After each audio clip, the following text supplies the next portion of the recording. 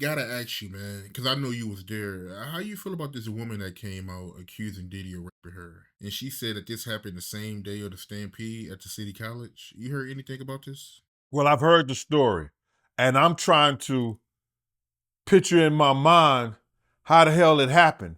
But I think she said that she was there before any of the situation happened as far as the stampede and everything like that. You know, when we got to me and my team got there, it was 8 of us who was supposed to be 18. We were supposed to have the outside, but Diddy gave that job to the FOI, brother Anthony and them. You know what I'm saying? From the FOI, the Fruit of Islam, you know, through the Muslim nation there in New York City. So we had the inside. We had the gym area. We had to make sure that nobody, do anything to the stars once they came in and everything like that. So that's what, and we protected the money.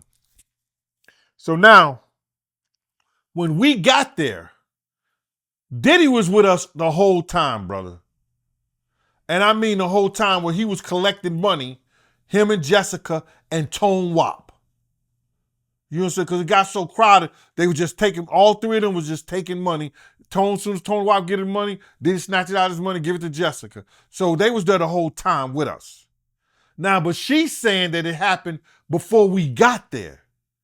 Or before the crowd and anything that happened. So even to that point, when we got there, and we got there pretty early, I did a walk around, and that there were 2 or 3 of there were a few women in the gym, but I'm thinking they're with the celebrities or the ball players or something like that. You know what I'm saying? So I don't remember any cops or any security saying somebody was anywhere intoxicated because they did what they call a sweep through the whole college and the gym area. So if she was intoxicated somewhere or if she was knocked out somewhere, somebody should have seen her in the place. Here we go again, somebody saying that something happened, but who knows it to be true that it happened? Because there was no police report done then. I don't think so. I didn't hear anything about that a police report was done or she told somebody in the security or somebody in security made any kind of record that they found somebody knocked out, passed out in the gym or 8 people died in the gym. 9 died, 1 died at the hospital. But there was nobody say that they were like drugged or anything. I don't remember any of that being in the paper. I don't remember seeing that. And we were there. Listen to me. My team and Heavy D stayed there about the whole gym was clear and we was talking to Heavy D in the gym. So everybody was gone, the police, the security, everybody was gone. We were still in the gym with Heavy D. And Puff was gone, Jessica was gone. Heavy D sat on the table right there and just was shaking his head, was heartbroken. So for her to say that happened, and I'm not here to super save Diddy or nothing. I'm telling you that, bro. I don't see how it happened. I don't see where could it happen.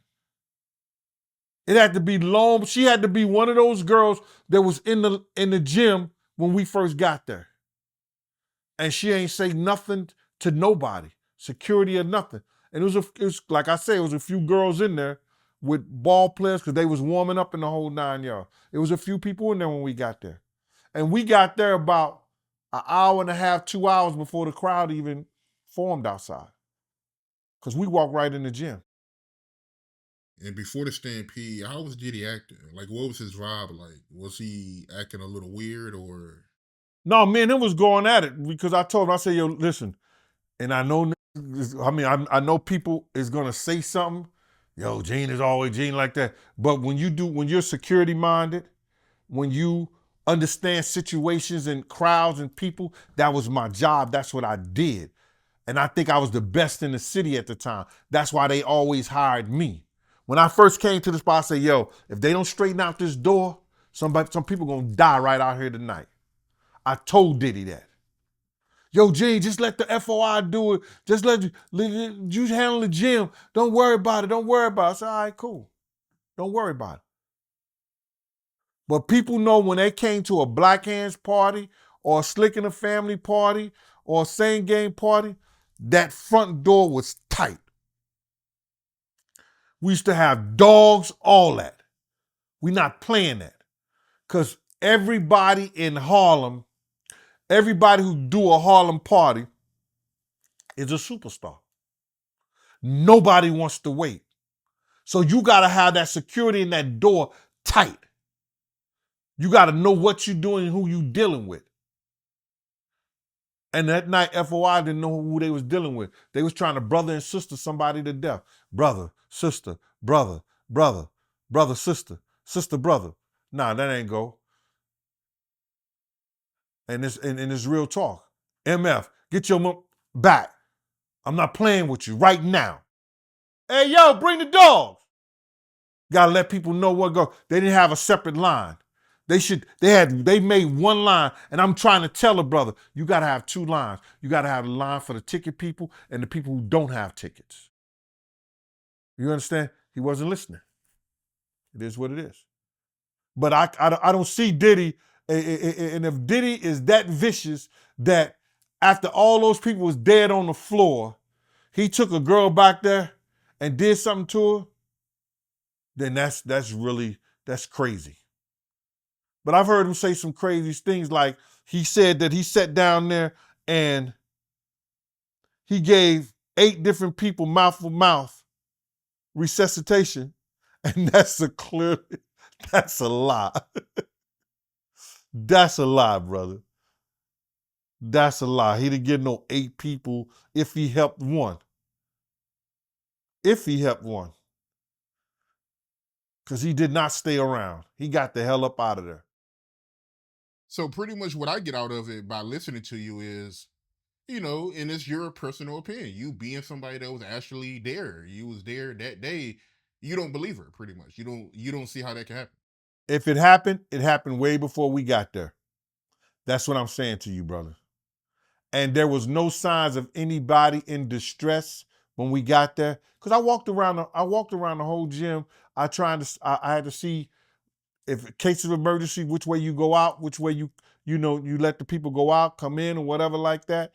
I walked around the gym. That's how I knew to run around the gym and cut through the on the other side of the gym, come down the other way where they was trapped at. You had to go, in order to get to them, you had to run around the whole gym and come down the steps on the other end, run across the gym floor and open the doors inward.